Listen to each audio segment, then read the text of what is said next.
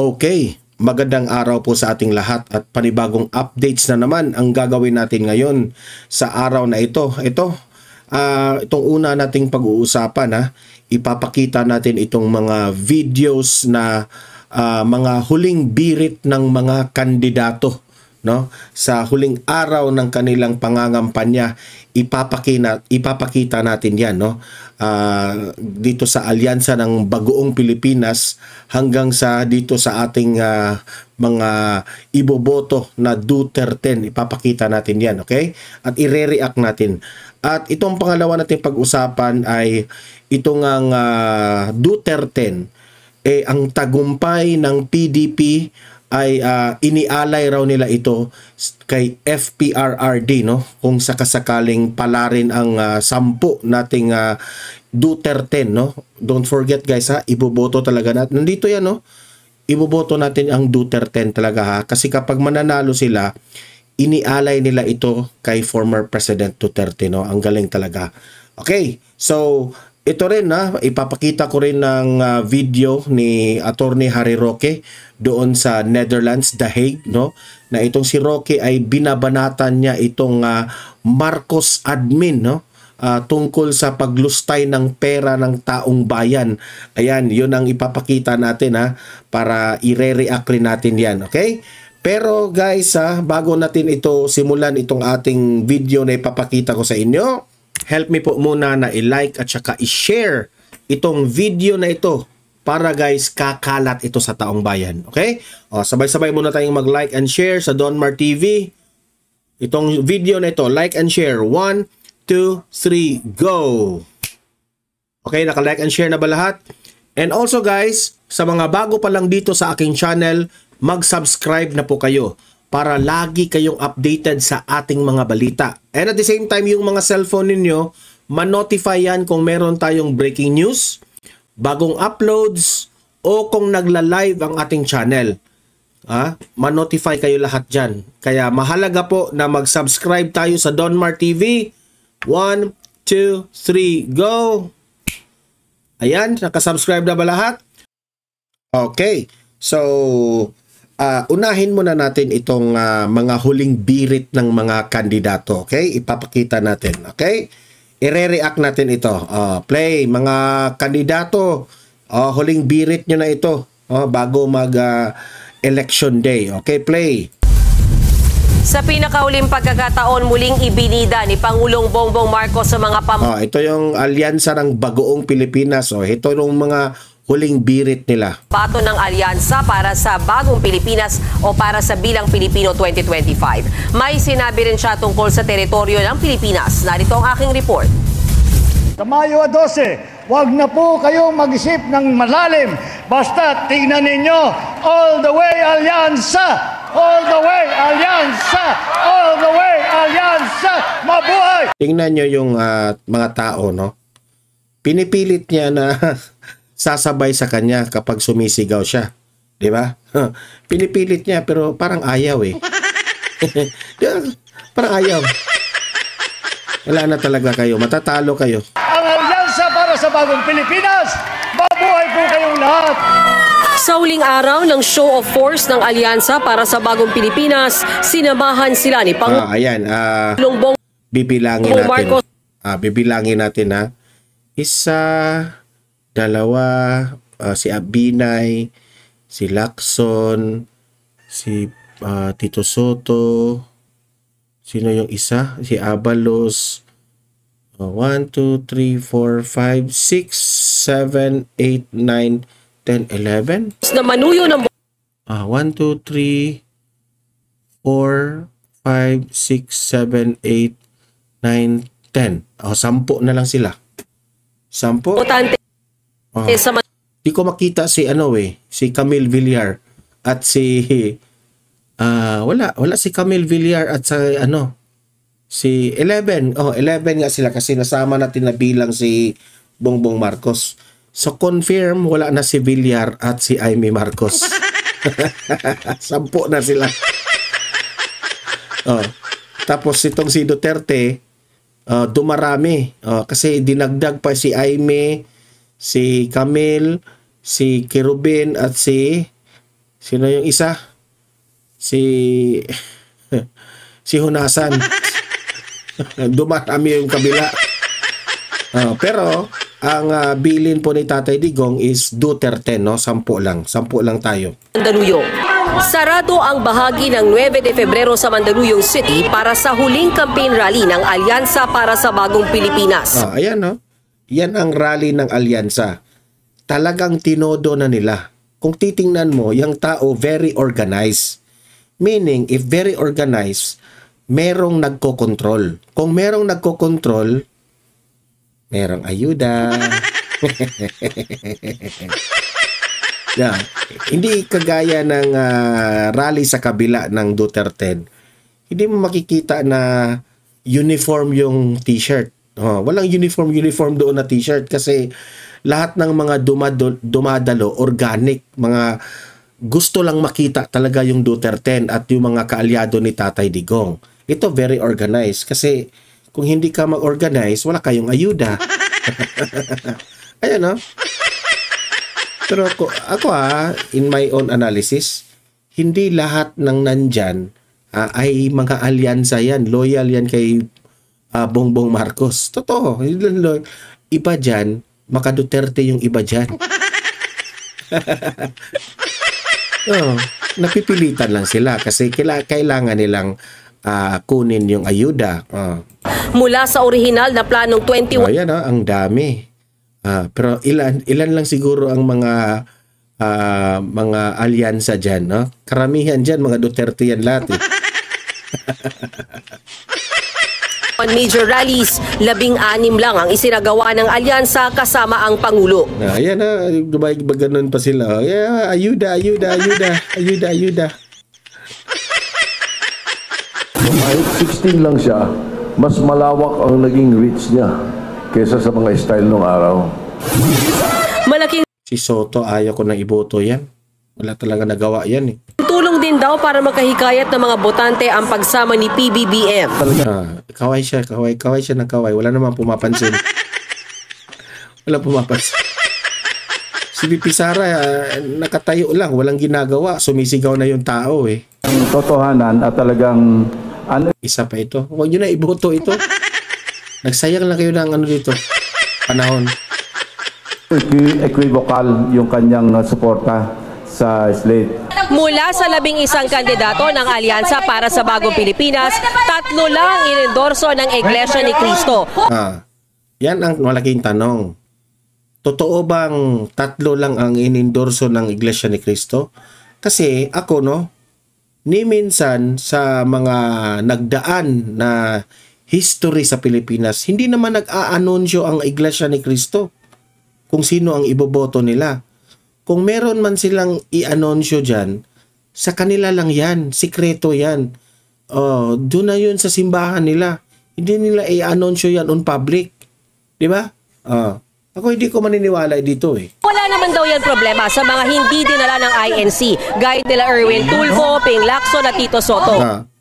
So you mean ang inendorso si Tulfo, Ping Lacson at Tito Soto?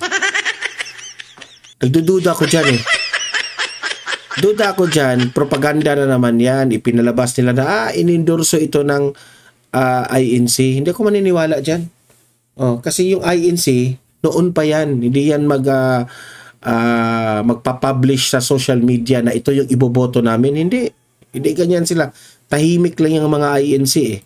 Kontento na raw sila sa nakuwang endorsement mula sa iba't ibang sektor.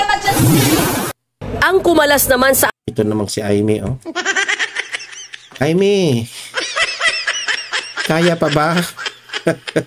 Kaya pa ba? Alyansa na si Senator Amy Marcos may bagong political ad na nilabas. Ang gobyerno ngayon ay hindi Marcos. Ang gobyerno ngayon ay Romualdez at Araneta. Bakit hindi mo sasabihin yan sa brother mo? Sabihin mo kay Bongbong. Si Attorney Panelo, may hamon siya sa'yo. Sabihin mo raw kung totoo bang bangag, nagpupulburon ba si BBM. Sabihin mo para maniniwala kami. Sabihin mo, Aimee, hindi nagpupulburon ang kapatid ko. Oh, yan, sabihin mo ganon, di ba? O kaya sabihin mo, totoo na nagpupulburon siya.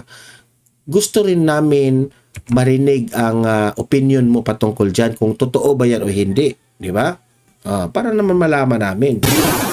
Sabi pa ni Senator Amy, kapag Marcos ang apelido, hindi dapat kumakampi sa mga nagdidiin sa pamilya Marcos. Bakit ngayon yung kapatid mo parang kontrolado? Ano ba siya? Ganyan na ba siya ka-weak? Hindi mo kakainin ang isinuka mo para lamang sa politika. Hindi ganyan ang legasiya ng aking ama. Hindi na ito pinatulan ng mga kandidato sa alyansa. Siguro si Aimee at si Bongbong Marcos, hindi na siguro yan nagpapansinan. Sa bagay, sanay sila dyan politika Okay. Sarili raw na opinyon niya ni Senator Amy. Nagsalita rin sa entablado si PBBM kung saan tila may patutsyada siya sa anyay mga hindi kaibigan. Pipiliin po ninyo na iboboto ninyo ang alam ninyo ang makakatulong sa taong bayan. Ang makakatulong sa taong bayan, Duterte. Hindi kayo. Ano bang naitulong sa'yo? Bongbong Marcos, di ba? Pahirap lang kayo. Itong administrasyon mo, ang daming ginawa na hindi gusto ng taong bayan. Nakakatawa ka naman. Ang magtutulungan sa lahat kahit magtutulungan, plastic ka na naman. Sabi mo magtutulungan, pero ni minsan hindi mo tinulungan si BP Sara. kahit na hindi ka partido sa politika, kahit na hindi kaibigan. Kahit na hindi kaibigan. Pero si BP Sara, na running mate niya, hindi niya tinulungan.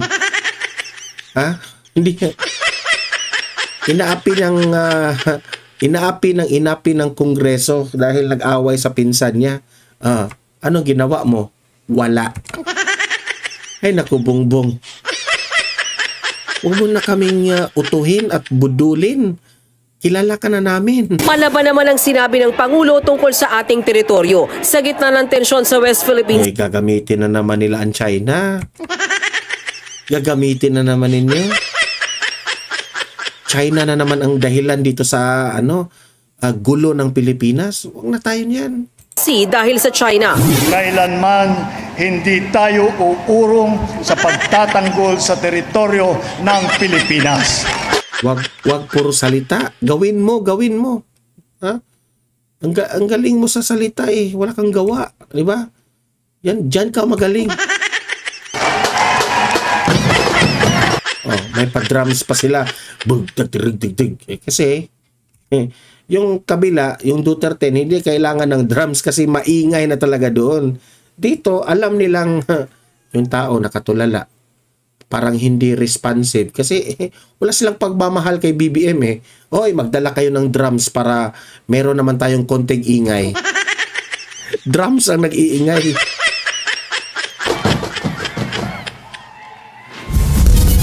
Hanggang bukas na lang ang campaign period. Kasi itong administrasyon, kung hindi dahil dito sa pera, wala sila. Walang dadalo sa rally nila. Totoo yan. Para sa Yung nag-arkila pa yan sila ng mga drums nila. Doon sa kabila, wala. Puros yun mga yung gasto ng... may nagsabi sa akin ang gasto ng mga PDP, puros yun mga volunteers, mga sponsor kasi walang pera yung PDP mga tumatakbo sa national at local positions. Kaya naman bigay todo na mga kandidato sa panunuyo ng mga botante. Nasa frontline ng balitang yan, si Laila Pangilinan. Sa San Manuel. Ito namang isa. Ay naku, para lang siya manalo, no? Para lang siya manalo. Tinutulungan na siya ng pari. Pinagdadasal na siya. Wala naman ako sa pari, no? Pero I really hate yung mga kandidato na plastic, pakitang tao, magsasama-sama sa pari para sabihin, maka-Diyos itong taong ito, iboto natin to. Wala na kami ganyan. Alam mo, Kiko, ha? Kiko ka talaga. Pwede bang bawas-bawasan mo ang pagka-pretentious mo? Sobra kang pretentious eh. Hindi ka mananalo, Kiko. Wala akong gusto sa'yo. Tarlak ng kampanya si dating Senador Kiko Pangilinan. Ito ang isa sa mga stop niya sa last leg ng kanyang kampanya at Luzon Caravan. Puspusa na rin ang pangangampanya ni dating Senador Bam Aquino. Bam! Bam! Enough na, Bam! Sumuko ka na. Hindi pa kayo, mga ilan ng eleksyon ang nagdaan, Bam? Talo pa rin kayo ng talo. Hindi ka ba napapagod? ang tanong ko kay Bam Aquino, given an opportunity, may tanong ako kay Bam. Bam, kailan ka ba mapapagod? Sa kakatakbo. Parang hindi ka na napapagod sa katatakbo mo, di ba? Bam, sometimes, no? accept tayo. Accept tayo, Bam. Nawala ng gusto sa atin. Para sa libreng kolehiyo at siguradong trabaho. Nagpasalamat din siya sa pag-endorso sa kanya ni Baguio City Mayor Benji Magalong. Nakatakda namang i-endorso na mag-asawang Vilma Santos at Ralph Recto ang TV host na si Willie Revillame. Isa pa itong si Willie. Willie, kapag ikaw ay mag-senador na, anong gagawin mo doon sa Senado? Pera o bayong? Mag-game show ka doon sa Senado? Tinatanong siya anong gagawin mo sa Senado, anong batas yung gagawin natin. Wala, ano ba yung sagot niya? Wala pa ako dyan. Hindi ko pa yan pinag-isipan. Ang pinag-isipan ko kung paano pa ako manalo. Ano ba yan, Willie? Ay, naku. Buti pa si Robin Padilla. Yung panahon,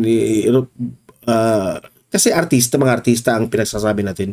Si Robin Padilla dapat talagang iboto kasi may alam eh. Alam niya yung mga konstitusyon, alam niya yung makapilipino, ang isinusulong niya, federalismo. May patutunguhan yung kay Robin Padilla. Pero ito, hindi mo alam kung ano ba ang gagawin mo sa Senado.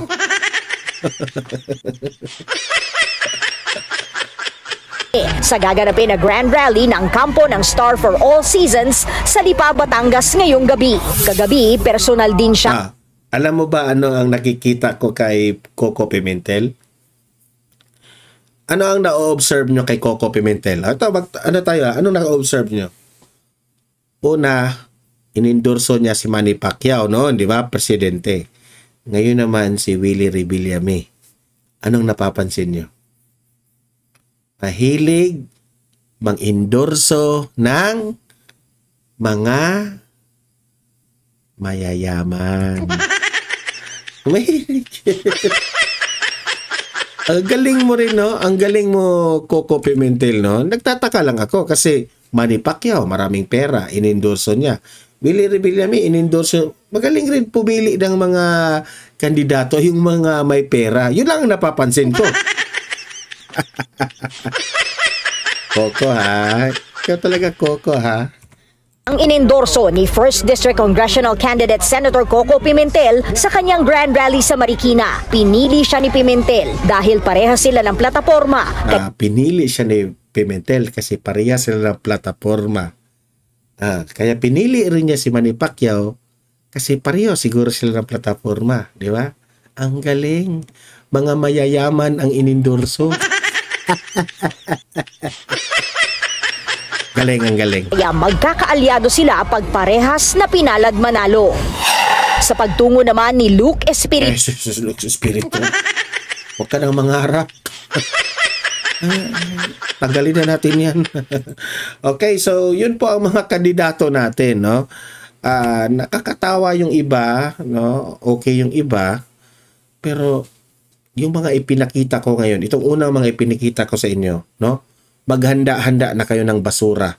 o inidoro. Iinidoro, i-flash nyo yan lahat.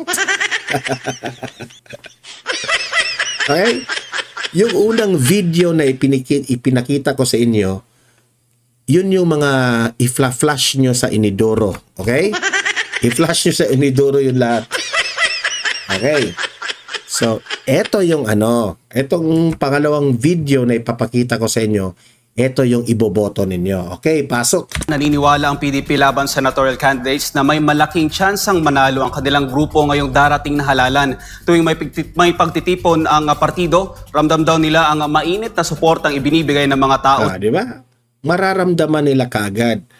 Kahit nga wala si former President Duterte, no? Mainit ang pagtanggap ng Duterte kasi alam nila na ito yung pinili ni Tatay Digong. Sa kanila dahil kay dating Pangulong Rodrigo Duterte. Kaya naman nila ang panalo ng Duterte ay alay nila para kay Tatay Digong. Si Paul Montibon ang magbabalita. Kahit saan sa Pilipinas, kapag PDP laban ang mag-organisa ng mga rally, walang lugar na hindi napupuno ang venue. Anong napapansin nyo? Hindi yan naka-uniforme. Hindi kagaya ng alyansa ng Bagoong Pilipinas na very organized. May dala-dala pang mga props. Ayan, tingnan nyo anong props dyan. Mga cellphone lang at kanilang sarili. Hindi organized. Pero, anong ibig sabihin? No? Kusang loob na pumupunta dyan. Hindi yan kontrolado. Pumupunta dyan dahil hindi sa pera. Pumupunta dyan, dala-dala ang kanilang mga puso at isipan. Diba? Palakpakan. Yan o. Puso at isipan ang kanilang dala. Hindi po ayuda. Okay?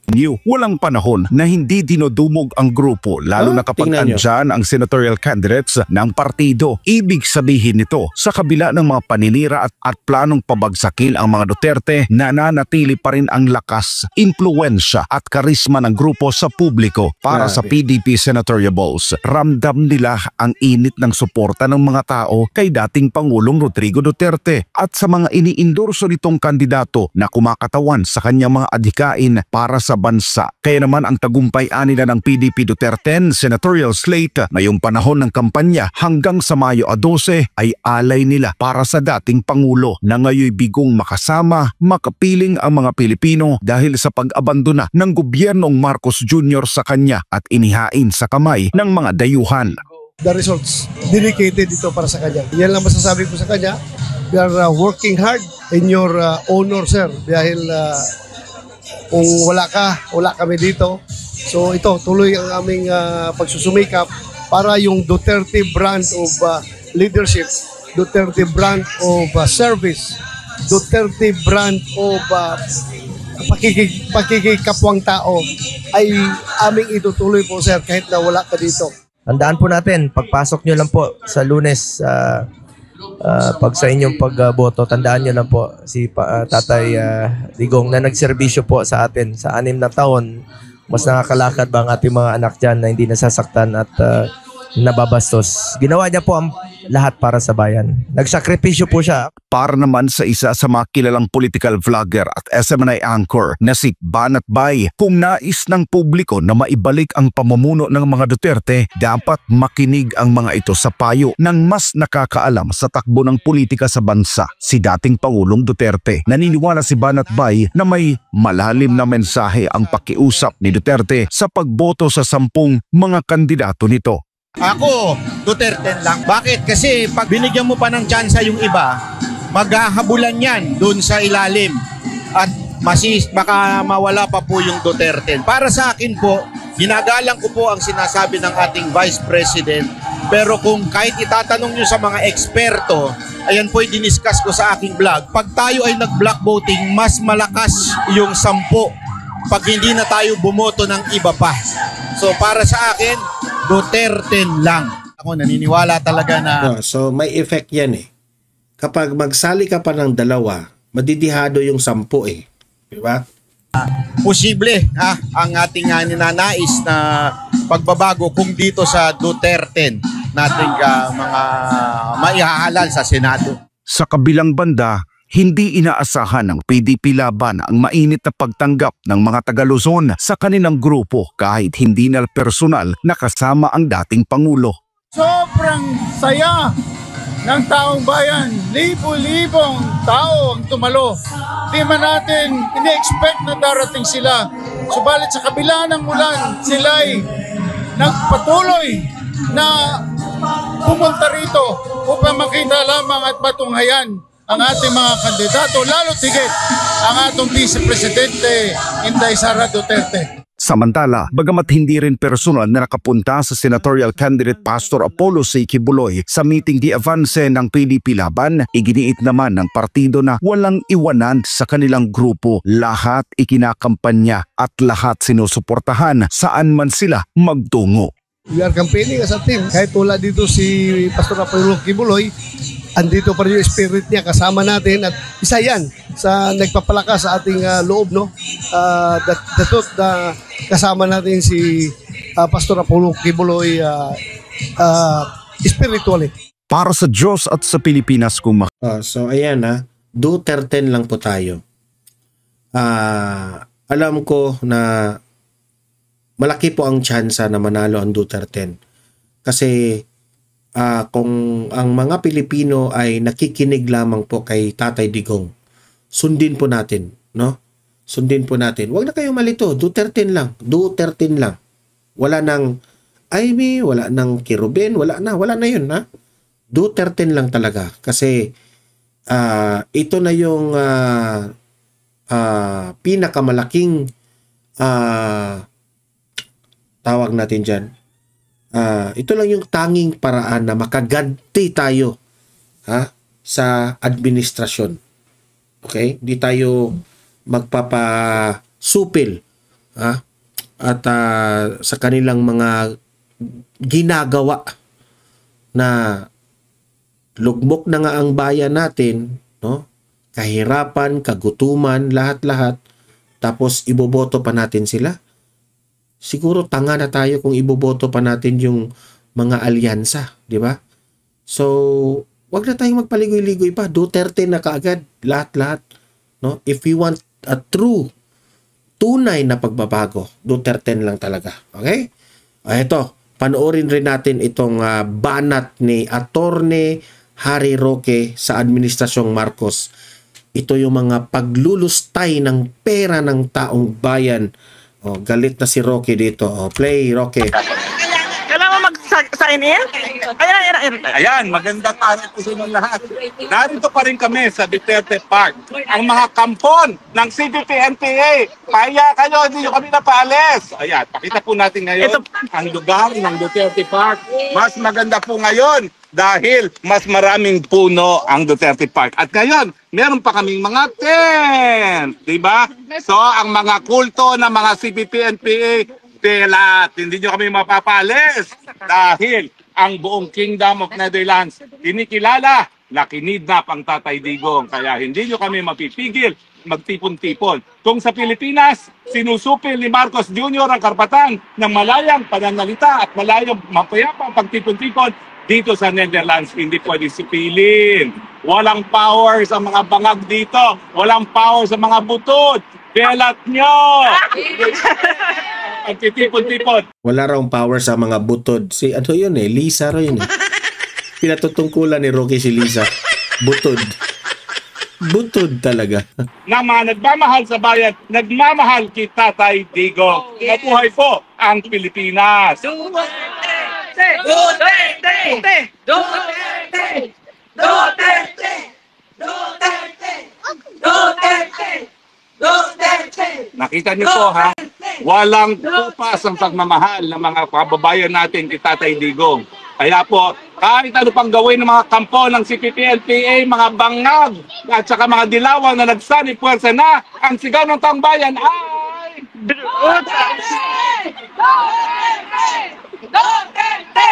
At anong dapat gawin yung Tatay Digong? Yan ang sabi ng aking mga kaibigan na mga OFW sa iba't ibang bansa Sabi nila, hindi naman kami nakakita dito ng makamarcos o loyalista o dilawan o mga ano ba, lahat ng mga OFWs talaga maka-Duterte lahat eh. Oh. Bring him home! Bring him home! Bring him home! Bring him home! Well, alam niyo po, ngayon, mamaya po, papakita natin ang 7-in moves. Pero ngayon po, ang pag-usapan natin, napabalita mga kababayan, na ang ating budget deficit sa paunang 3 buwan lamang ay kalahating trilyon.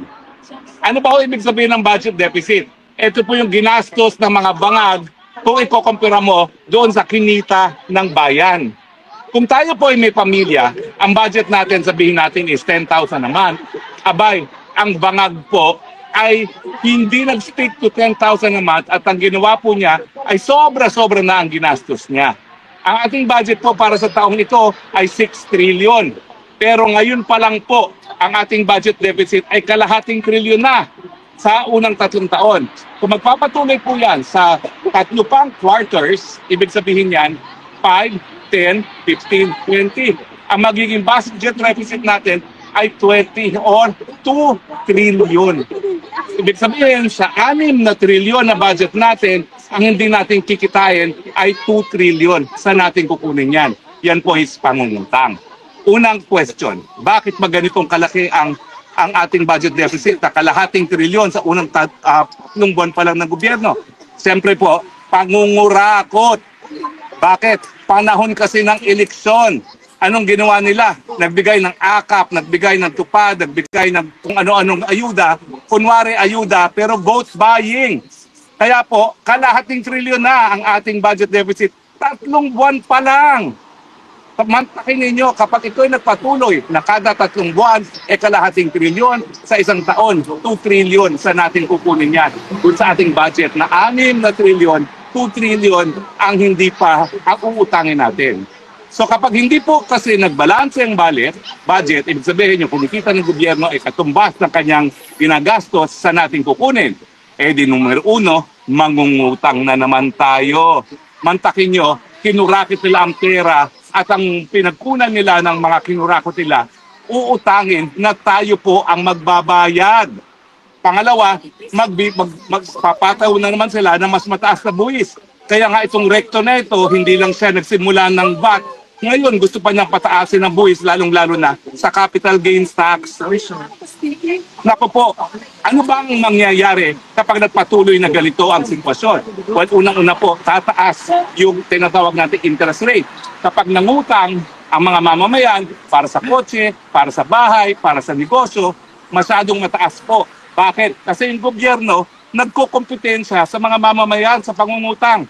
Ibig sabihin, napakahirap na magbayad ng mga utang para sa bahay, kotse at iba pa. Pangalawa, sa mga negosyante, dahil mas mataas na ngayon ang kanilang uutangin, mas mahirap ang kanilang negosyo, di ba po? Pero ito pong nakakatakot. Kapag patuloy po ang ganitong deficit spending, mawawala ng balor ang piso. Bakit? Kasi po, ang halaga ng piso, nakadepende yan doon sa kinikita natin, di ba po? Sino naman maniniwala sa piso kung talagang palaging ganito na sobra-sobrang ginagastos natin kaysa sa kinikita natin? Kapag lumala, pag nag-depreciate po ang peso, ano ibig sabihin yan? Lahat po ng inaangkat natin magiging mas mahal. Ano ba inaangkat natin? Petrolyo at pagkain. Ibig sabihin, dahil sa pangungutang, dahil sa korupsyon ng mga bangag, tataas na naman po, lalo pang tataas ang presyo ng bilihin, lalo ng petrolyo, at kapag tumaas ang presyo ng petrolyo, mas mataas ang presyo ng lahat, kasama na po ang pagkain.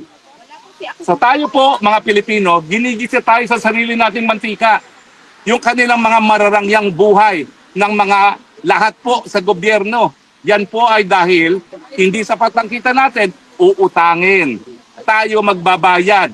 And in the process, mawawala ng balor ang piso, tataas ang interest rates, yung ating mga binabayarang pangungutang, at ang pinakagrabe po, lalong lalala ang pagtaas ng bilihin, presyo ng bilihin. Ngayon lang po, yan lang ang pangunahing problema natin. Walang tigil ang taas ng presyo ng bilihin, lalala pa. Dahil nga ang ginawa nila, linapa nila yung kaba ng bayan para magpasasa at para masigurado na manalo sila sa darating na eleksyon. Kaya ang aking panawagan ha, mga kababayan, lalo na yung mga tumanggap, sige na nga po, tanggapin nyo na yan.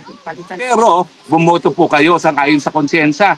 At sa akin po, kung gusto niyo ng tunay na pababago, ang tanging dapat iboto, Duterte, Gabay Party List number 139, na siya magpapatupad ng tama ng universal healthcare na sinulong na po natin, libreng gamot at libreng paggamot, palalawakin ang libreng tanghalian sa lahat ng kabataan, hindi lang sa mga kabataan na nagugutom, palalawakin pa ang libreng irigasyon sa lahat ng magsasaka, hindi lang po yung 50% na meron ng irigasyon, at siyempre po, lalabanan ng korupsyon sa pamamagitan ng Freedom of Information at ng Whistleblower Act. Dahil kung hindi natin bibigyan ng proteksyon naman nagsisiwalat ng korupsyon, talagang hindi po sila magkakaroon ng lakas ng loob para tumayo at sabihin, kurakot ka, ikulong ka. Alam niyo po, mahirap maintindihan minsan ng economics. Pero kinakailangan alam niyo po yan. Budget deficit, gumagastos ng mas malaki sa kinikita, saan kukunin ng bayad, utang, mas mataas na buwis. Sino magbabayad ng utang? Taong bayan. Sino magbabayad ng mas mataas na buwis? Taong bayan. Saan ba ginagastos ang budget? Korupsyon. Mga flood control projects, 5,500 na wala naman tayong pakinabang. Mga tulay na nabubuwag. Pati yung pondo para sa PhilHealth na dapat sana dahilan para wala nang mamatay dahil sa gugutuman lamang, napo, hinanapa po. Ginamit sa tulay. Bakit? Sa tulay kasi hanggang 55% ang kanilang kita. Mga walang ya, mga walang konsensya. Pasensya na po kayo, pero kailangan gamitan talaga sila ng mga salitang walang ya at walang konsensya. Kaya nga po, mga Pilipino, ang aking hamon sa inyo, hanggang kailan kayo mananahimik? Pahirap po ang buhay. Mahirap na ang buhay ngayon. Kalahati na ng ating mga kababayan nagugutom. Mas marami pa pong magugutom dahil dito sa deficit spending na nangyayari. Dahil tataas po ang presyo ng lahat ng bilihin.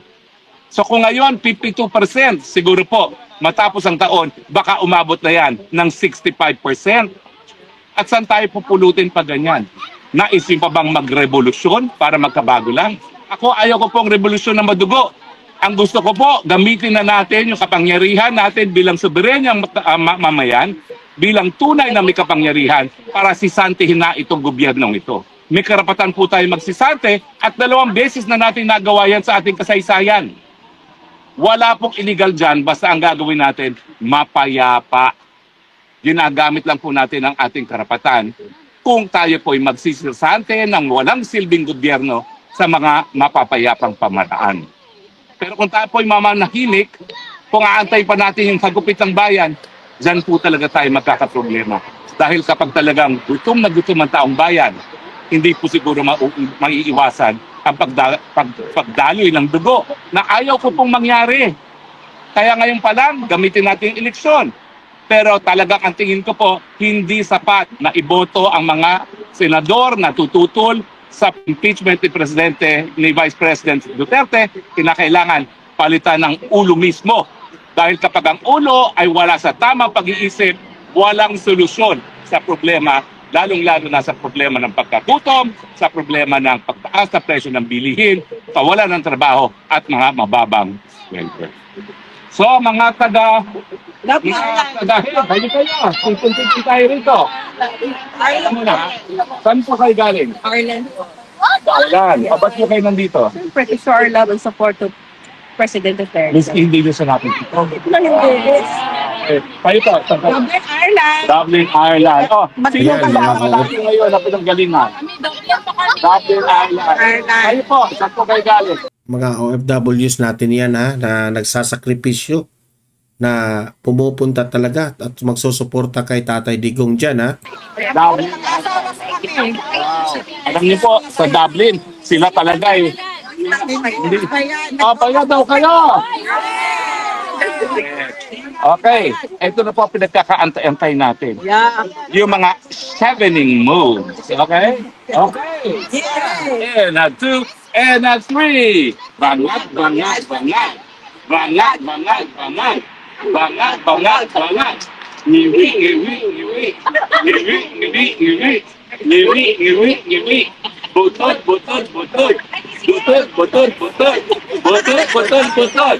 Ano ang sigaw ng bayan? Bring him home! Bring him home! Galing po sa Duterte Park, dito sa Sabingen Detention Facility. Ito po ang inyong spokes ng bayan, nagsasabi, gising na Pilipinas! Yan, gising na tayong lahat. Nauna para magbago. Otherwise, baka it will be too late. Maraming salamat po sa inyong pagtangkilik.